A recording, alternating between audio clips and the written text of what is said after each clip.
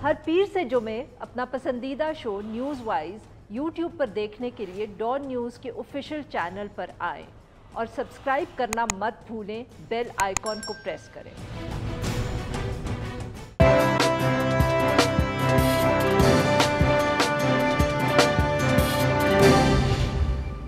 Welcome to news wise, मैं हूं आरिफा नूर। Programme में हम तफसील से बात करेंगे आज जो सियासी सूरत हाल है।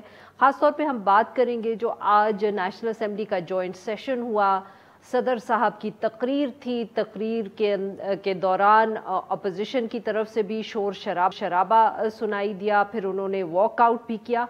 और जो ख़ास तौर पर एक जॉइंट सेशन के दौरान प्रेसिडेंट की तकरीर के दौरान जो हुकूमत की तरफ से ये फैसला सामने आया कि प्रेस गैलरी जो थी वो सहाफ़ियों के लिए बंद रखी गई।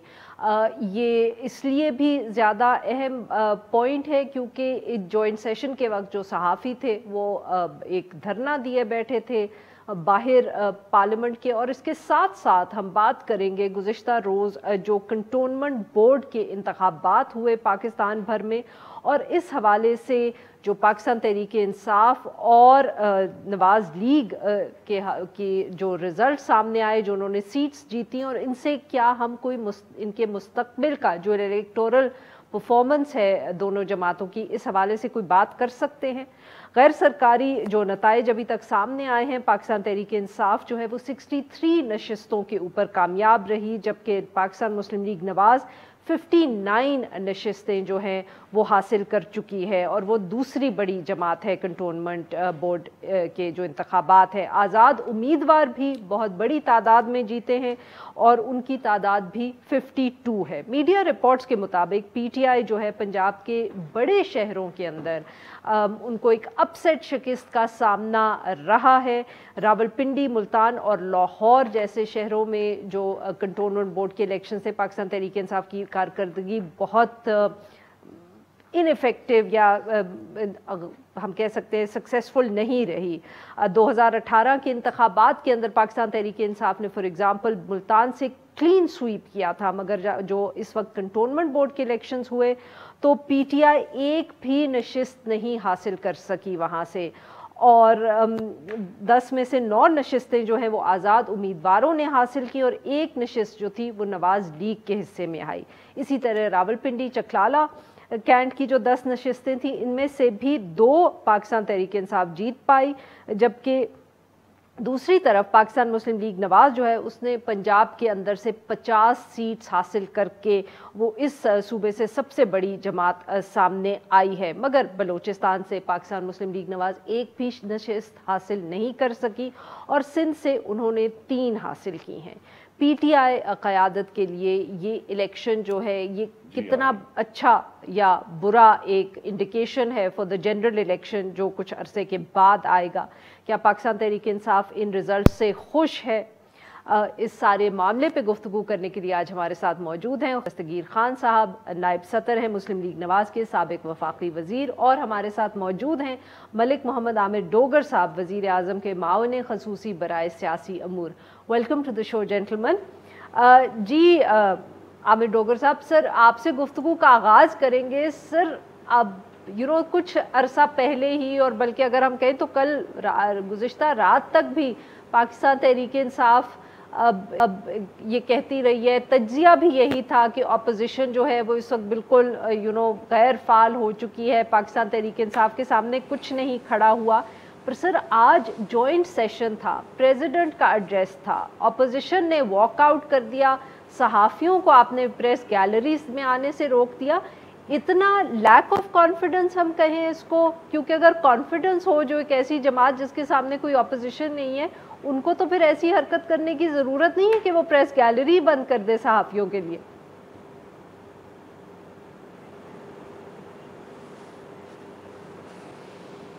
अब आपको आवाज़ आ रही है सर? जी, मुझे आवाज़ आपकी कट कट कर आ रही है। अब मुझे ये नहीं पता कि आपने पहला क्वेश्चन कौन सा किया।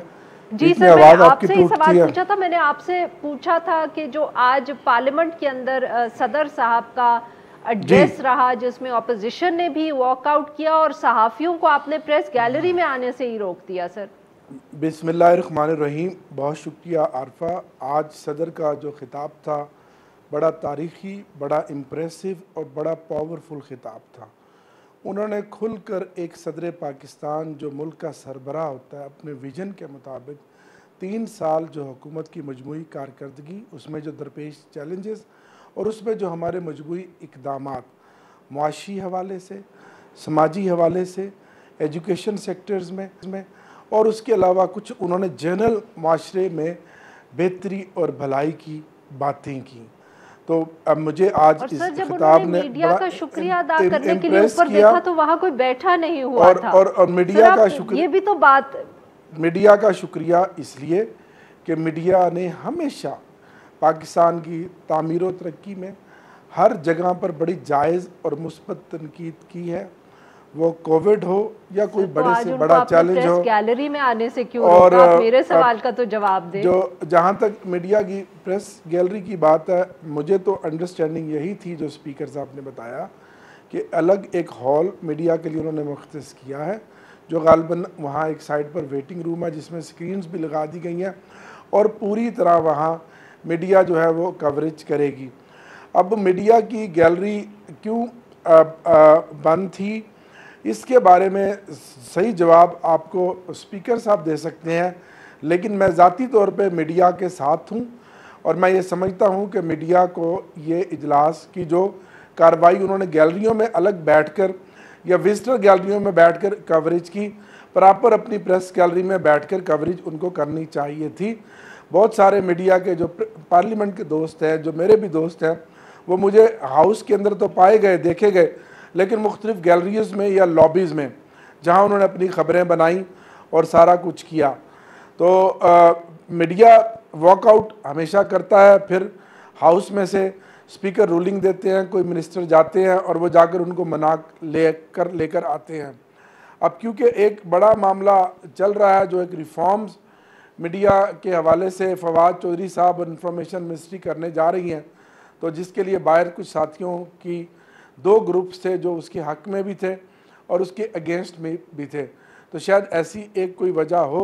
तो मजीद ये है कि अब बुध से सेशन चल रहा है। Sir very quickly before I go to Khurram साहब, क्या आप जो रेगुलर सेशन होगा मैं आपको पूछेंगे कि ये आज का फैसला क्यों हुआ? जी, मैं आपको इस बात की यकीन दहानी कराता हूँ कि बुध वाले दिन से जो रेगुलर सेशन होगा, मीडिया के बगैर तो हमारी पार्लियामेंट की कार्रवाई बिल्कुल बेसूद है, फीकी फीकी है। मीडिया तो हमारी रौनक है। तो इंशाल्लाह बुध को हम पाकिस्तान मीडिया और पार्लियामेंट के तमाम सहाफ़ियों की दिल से कदर से इज्जत करते हैं। बुध को वो लॉबी उनके लिए खुली होगी और वो बैठ के मामूल के मुताबिक उस कार्रवाई में अपना हिस्सा लेंगे। पूछना तो चाहिए स्पीकर साहब से कि उन्होंने ये फैसला क्यों किया। जी खुर्रम साहब, वो कह रहे हैं बड़ी ज़बरदस्त स्पीच थी, तकरीर थी आज प्रेसिडेंट साहब की, तो सर आप वॉकआउट क्यों कर गए सारे? आपको क्या हुआ? पार्लियामान से बाहर फॉशिज्म, पार्लियामान के अंदर फॉशिज्म। पार्लियामान के अंदर जाने से पहले मैं शहबाज शरीफ साहब के हमरा हम जो मीडिया ने पाकिस्तान मीडिया डेवलपमेंट अथॉरिटी का मुजवजा कानून है उसके खिलाफ जो धरना दिया हुआ है, तो हम जाके ज़मीन पर बैठे हुए थे, वहाँ धरना दे रहे थे। तो जब वहाँ से उठकर आए और पार्लियामान में दाखिल हुए तो हमें एक और धरना देना पड़ेगा, क्योंकि वहाँ जो पार्लियामेंट्री रिपोर्टर्स एसोसिएशन है वो पार्लियामान की जो एंट्रेंस है उसके ऊपर धरना दे के बैठे हुए थे। फिर हम वहाँ बैठ गए। तो आज का दिन तो धरनों का दिन था। पार्लियामान से बाहर भी धरना, पार्लियामान के अंदर भी धरना। जो कदर मुश्तरक है वो ये है कि एक फाशिस्ट हुकूमत है जो इज़हार राय की आज़ादी को ख़त्म करना चाहती है, लोगों का सांस दबाना चाहती है। और हमने ये देखा है मुख्तलिफ चैनल्स के हवाले से, खुद जिस चैनल पर हम मौजूद हैं उसके बारे में वज़ीर इत्तलात जो हैं वो बड़ी तारीखी गुफ्तगू फरमा चुके हैं। आपको भी वो आई थिंक रियासत के ख़िलाफ़ करार दे चुके हैं कि डॉन तो रियासत के ख़िलाफ़ है।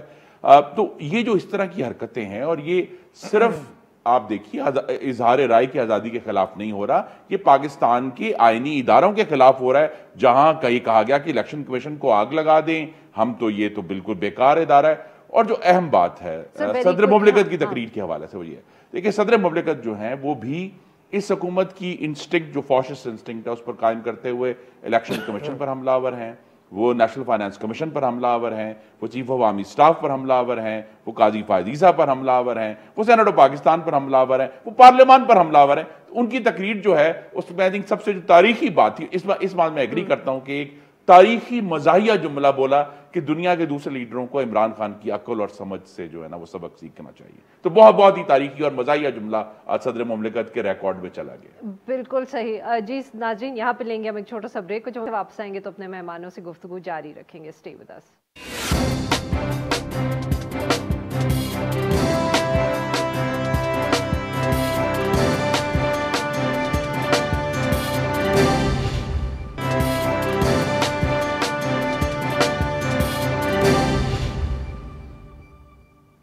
वेलकम बैक नाज़रीन। हम गुफ्तगू कर रहे हैं मलिक आमिर डोगर साहब से और खुर्रम दस्तगीर खान साहब से। जी डोगर साहब, सर ये बताएं कि आज तो जो वाक़या हुआ सो हुआ, ये जो शहरों में आप कंटोनमेंट बोर्ड के इलेक्शन हारे हैं, ख़ास तौर पे सर मुल्तान में, क्या किया आप लोगों ने, क्या हुआ? सुने बहुत तनकीद हो रही है आप पे और शाह महमूद कुरैशी साहब पे पार्टी के अंदर। बिस्मिल्लाहिर्रहमानिर्रहीम। मैं एक बार फिर आपका शुक्रिया अदा करता हूँ कि सबसे पहले तो पाकिस्तान पूरे में कराची से पेशावर तक पीटीआई कैंटोनमेंट के इलेक्शन में वफाक की एक बड़ी पार्टी के तौर पर उभरी। बड़ी बड़ी जमातें जो दावे करती थीं अपनी मकबूलियत की, वो रीजनल जमातें बनी। अगर आप PMLN को बात करें तो वो सिर्फ एक रीजन जो नॉर्थ पंजाब है और जो सेंट्रल पंजाब है उसके ऊपर बनी, और बलूचिस्तान और सिंध और KPK से कोई सीट हासिल ना कर सकी। इसी तरह पीपल्स पार्टी ने पंजाब से कोई एक सीट ना ली। PTI ने आज भी लीड किया। जहाँ तक मुल्तान कैंटोनमेंट का इलेक्शन है, सर पेशावर से सिर्फ एक, ये डायरेक्ट मेरा मुल्तान से एक भी नहीं, ये डायरेक्ट मेरा कौमी असम्बली का हलका तो नहीं बनता था, लेकिन जाहिर है मेरी भी एक ज़िम्मेदारी है कि मैं उस हलके में अपनी पूरी पार्टिसिपेशन करता, और उसमें पार्टिसिपेशन पार्टी के वर्कर्स ने सब ने की। लेकिन ट्रेंड ये रहा कि जो आज़ाद उम्मीदवार जीते उनमें से कुछ उम्मीदवार ऐसे थे जो PTI के हमायत याफ्ता थे, 5 जो वो जीते, और बदकिस्मती से थोड़े से वोटों से हमारे जो टिकट होल्डर्स हैं वो हार गए। लेकिन इसमें हार और जीत क्योंकि एक हिस्सा है, लेकिन दो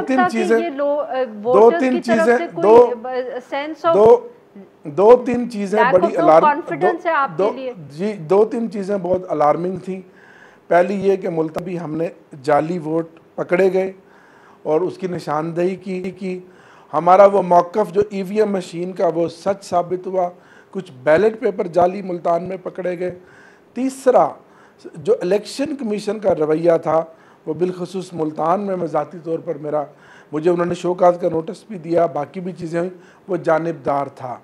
लेकिन ये पार्टी के लिए एक आई ओपनर भी है। आज इस पर प्राइम मिनिस्टर साहब ने मीटिंग भी की। आगे हम बल्दियात इलेक्शन में जा रहे हैं। जो हमारी खामियां और जो नकाइस थे, अगर हम इनको दूर करेंगे और रिविज़िट करेंगे तो उम्मीद है कि आने वाले दिनों में वो अगले जो भी इलेक्शन होंगे उसके लिए वो पार्टी के लिए बेहतर और मुफीद और मुस्बत होंगे। तो इलेक्शन में हार और जीत होती रहती है, लेकिन टिकट्स किसने अवार्ड किए थे? लेकिन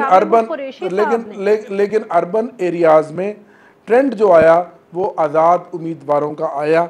उन्होंने PTI को भी वोट नहीं दिए और दूसरी बारी पार्टियों को भी वोट नहीं। इसमें शाह महमूद साहब का कोई ऐसा रोल नहीं था कि आप उन पर मलबा डालें कि उन्होंने टिकट दिए तो हार गए। ये प्रीवियस काउंसलर थे, PTI के टिकट पर बने थे, तो उन्हीं को वोट दिए, उन्हीं को टिकट दिए गए। तो तंजीम ने मुशावरत के साथ दिए और तंजीम ने PTI की तंजीम ने विंग्स ने बड़ी मेहनत की उनके लिए इलेक्शन के लिए, लेकिन बदकिस्मती से वो हार गए। अब गुजरांवाला देखें, हमारे लिए बड़ा इनकरेजिंग है कि गुजरांवाला जो एक स्ट्रॉन्ग वोट बैंक एरिया कहलाया जाता है मुस्लिम लीग नून का, वहाँ PTI जीती। कश्मीर के इलेक्शन में भी 5 के 5 और कैंटोनमेंट में भी PTI जीती, जो कि एक अच्छी पॉजिटिव बात है PTI के लिए। में काफी आपकी परफॉर्मेंस कमजोर रही है, जैसे कि आमिर डोगर साहब कह रहे हैं। जो है वो बाकी पंजाब से मुख्तलिफ नहीं है। गुजरांवाला कैंटोनमेंट इसलिए यूनिक है कि उसके अपने अंदर सिर्फ 2 नशस्तें हैं, कैंटोनमेंट का जो अपना सेक्शन है, और बाकी जो हैं 2 सेमी अर्बन हैं और बाकी रूरल हैं। 6 सीट नशस्तें रूरल हैं।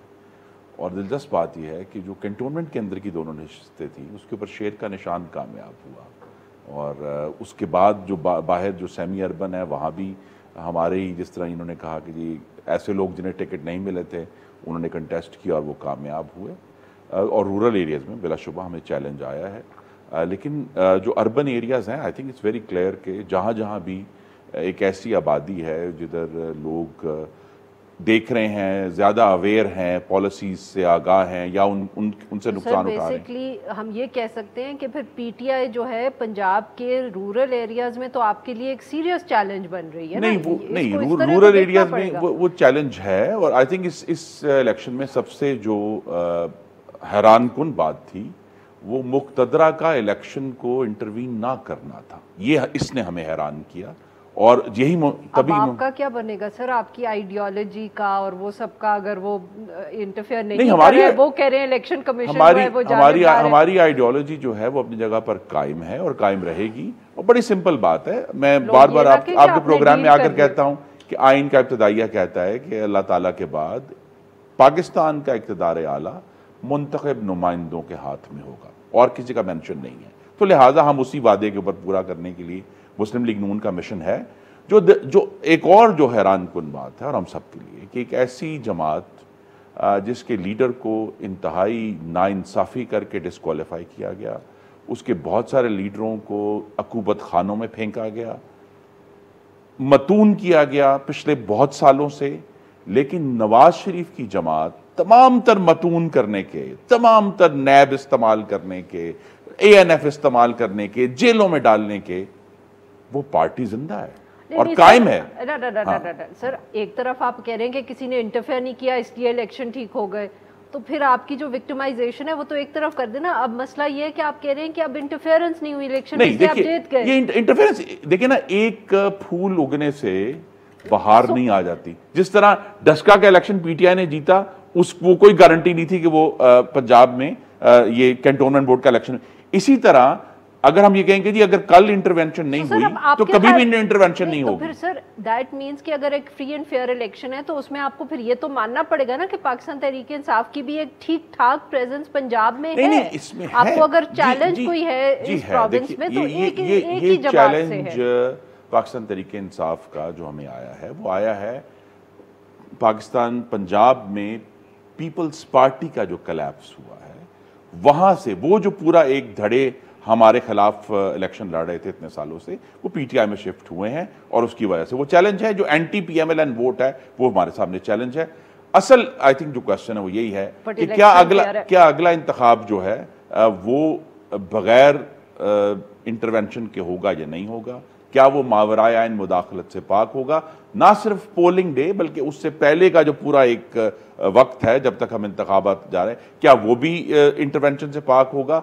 और उसके बाद भी जिस तरह हमें पंजाब में 2018 में देखना पड़ा कि इंतखाब के बाद भी यकीनी बनाया गया मुस्बत नताइज को कि पीटीआई की गवर्नमेंट बनी। हालांकि अभी भी आज भी आई थिंक आपके नाजरीन ये भूल जाते हैं कि पंजाब में अभी भी पंजाब असेंबली में सबसे बड़ी पार्टी पीटीआई नहीं मुस्लिम लीग नून है। जी वेरी क्विकली आमिर डोगर साहब, सर आपने कहा कि ईसीपी जो थी उसका रवैया न्यूट्रल नहीं था। Will the party take some action, कि आप कोर्ट वगैरह जाएंगे, कोई पिटिशंस डालेंगे? आग लगा दें जी, कह तो दिया पार्लियामेंट में आग लगा देंगे। सर वेरी क्विकली, वक्त कम है। ये क्रेडिट तो इमरान खान को जाता है कि जिन्होंने मेक श्योर किया, और खुर्रम दस्तगीर साहब मेरे भाई हैं, उन्होंने ये तस्लीम किया कि हुकूमत पंजाब, हुकूमती इदारे और इंतज़ामी मशीनरी जो है बिल्कुल न्यूट्रल थी, कोई इंटरवेंशन नहीं थी। ये क्रेडिट तो इमरान खान को जाता है। जी आपने खुद ही कहा।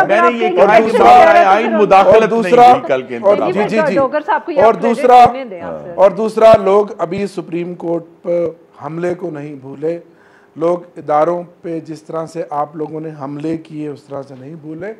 ईवीएम मशीन के ऊपर एक कॉन्फ्लिक्ट है इलेक्शन कमीशन से, हम रिफॉर्म करने आए हैं, तब्दीली करने आए हैं। और अगर कल ईवीएम मशीन होती तो खुर्रम दस्तगीर साहब ये इलेक्शन और ज़्यादा शफाफ होता, ट्रांसपेरेंट होता। लेकिन आपने क्योंकि उसको भी पॉइंट स्कोरिंग और सियासत का हिस्सा बना दिया, एक अच्छा काम भी जो हम करने जा रहे हैं, तो वो आपकी मर्जी है। लेकिन जी बिल्कुल ईवीएम पे तो, लेकिन आप तो देखने के लिए भी तैयार नहीं है। नहीं, ईवीएम पे जी मैं कहना चाहता हूं कि ईवीएम पे हमारा एतराज यही है और रहेगा कि उसके अंदर वोटिंग का अमल गैर शफाफ है और शफाफ है, और जितनी मर्जी आप बात कर लें वो गैर बहुत शुक्रिया। यहाँ पे लेंगे एक छोटा सा ब्रेक, जब हम ब्रेक से वापस आएंगे तो हम तज्जिया जानेंगे ये जो कंटोनमेंट के इलेक्शंस हुए। Stay with us.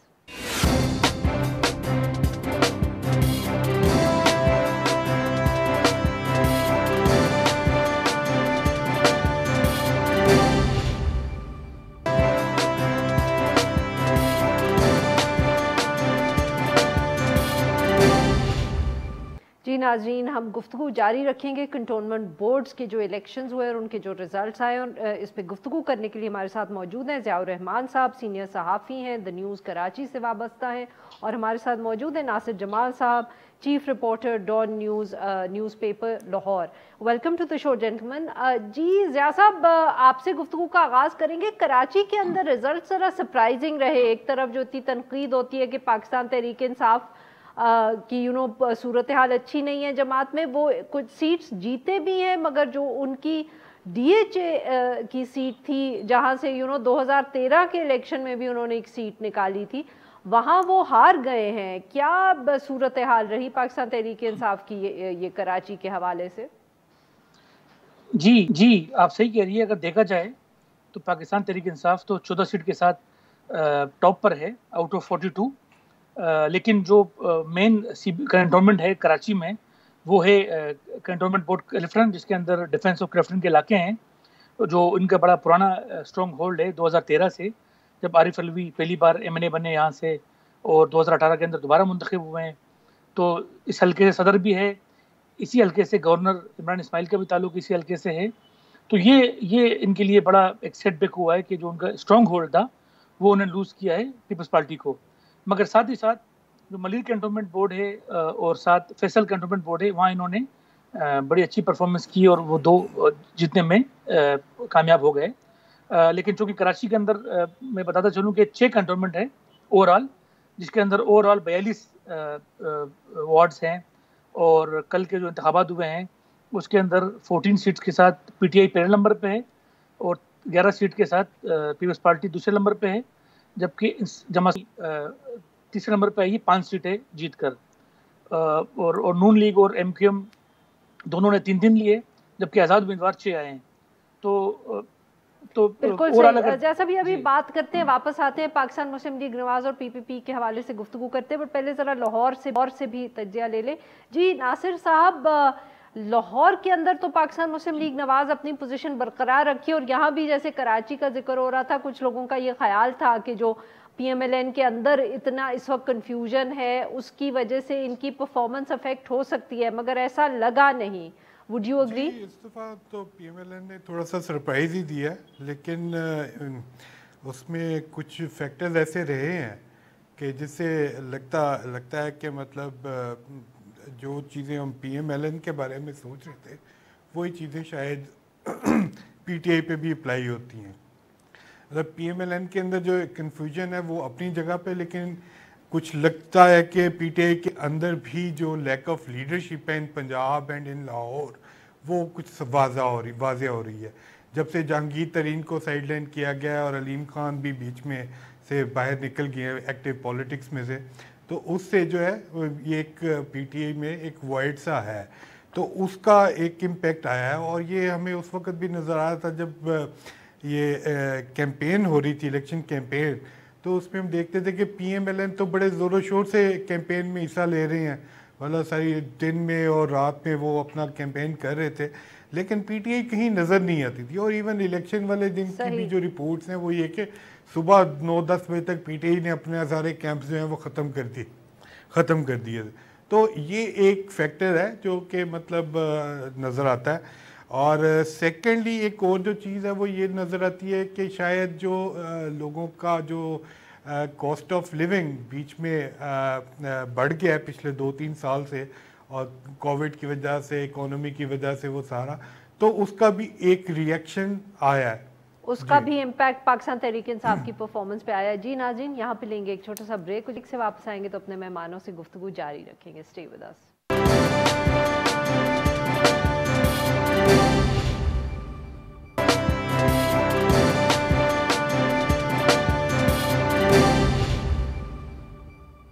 Welcome back नाज़रीन। हम गुफ्तगू करें ज़ियाउर रहमान साहब से और नासिर जमाल साहब से, और हम बात करें जो कंटोनमेंट बोर्ड के इलेक्शंस गुज़िश्ता रोज़ हुए। जी ज़िया साहब, कराची के अंदर तो MQM के हवाले से भी सरप्राइज़ रहा, और पाकिस्तान पीपल्स पार्टी ने भी जैसे बाई इलेक्शन में एकदम कराची के अंदर जैसे लोग कह रहे हैं कि संजीदगी से ले रहे हैं, क्या उसका ही हमने ये इम्पैक्ट देखा है इन इलेक्शंस में भी कि Pakistan Peoples Party has done considerably well in Karachi? जी बिल्कुल, पाकिस्तान पीपल्स पार्टी ने अच्छा परफॉर्म किया माजी की निस्बत, और इनका स्टेक बड़ा है इस बार।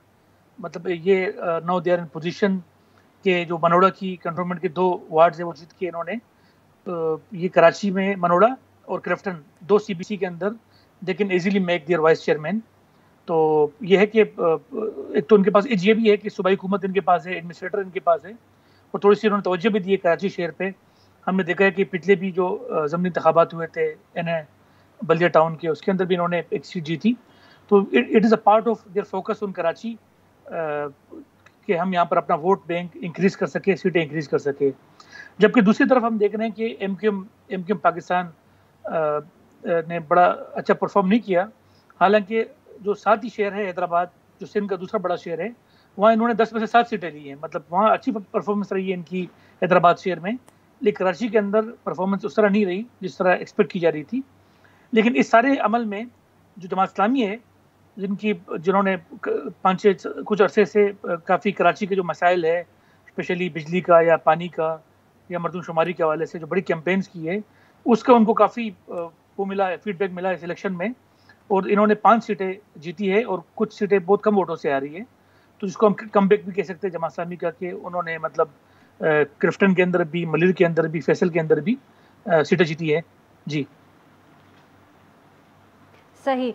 जी नासिर साहब, पंजाब की अगर हम ओवरऑल सूरत हाल देखें तो आपने कहा कि लाहौर में वही इंटरनल जो कन्फ्यूजन है, रिजल्ट क्या जो मुल्तान के अंदर या रावलपिंडी में परफॉर्मेंस अच्छी नहीं रही पाकिस्तान तहरीक इंसाफ की, उसको हम किस तरह एक्सप्लेन कर सकते हैं कि वहाँ भी जहांगीर तरीन साहब और अलीम खान साहब की गैर मौजूदगी की वजह से मसला बना है? तो अगर देखेंगे तो उसमें तो डेफिनेटली पूरे पंजाब का ही इसमें हम देखेंगे कि उन जहांगीर तरीन का ना होना, या अगर जहांगीर तरीन और अलीम को हम निकाल भी दें इस एलिमेंट को, तो एक लीडरशिप की लैक ऑफ लीडरशिप होना कि जिसमें एक सेंट्रलाइज्ड जगह पे कोई काम हो रहा हो और कैंपेन तैयार की गई हो, वो यहाँ पे इस दफ़ा नज़र नहीं आया इनके PTI का। दूसरा ये है कि अभी चूँकि मतलब पूरे हमें वो रिज़ल्ट पूरे आए नहीं हैं, तो अभी हमें ये पता नहीं है कि इसमें जो इंडिपेंडेंट्स जो के मेजर मतलब विनर हैं 32 जिनके सीटें हैं इंडिपेंडेंट, उनमें TLP के कितने हैं या दूसरे कितने हैं और किस तरह से उन्होंने किस पार्टी को जो है नुकसान पहुँचाया, तो वो उसका भी हमें कुछ देखना होगा। लेकिन वो जब रिजल्ट्स पूरे आ जाएंगे तो उस वक्त हमें अंदाज़ा होगा। लेकिन तो नासिर ये बताइएगा कि क्या माजी के अंदर भी कंटोनमेंट बोर्ड के इलेक्शन में इंडिपेंडेंट्स की इतनी ही बड़ी तादाद हमें नज़र आती थी, या इस दिस स्पेसिफिक, या ये कोई इस इलेक्शन के हवाले से हम कह सकते हैं कि इट्स समथिंग? माजी में भी इंडिपेंडेंट्स तो वो जीतते ही थे, लेकिन ये कि ये इस दफ़ा तो मतलब एक्सपेक्ट नहीं कर रहे थे हम कि जी के इंडिपेंडेंट्स की इतनी बड़ी तादाद जो है वो आ जाएगी।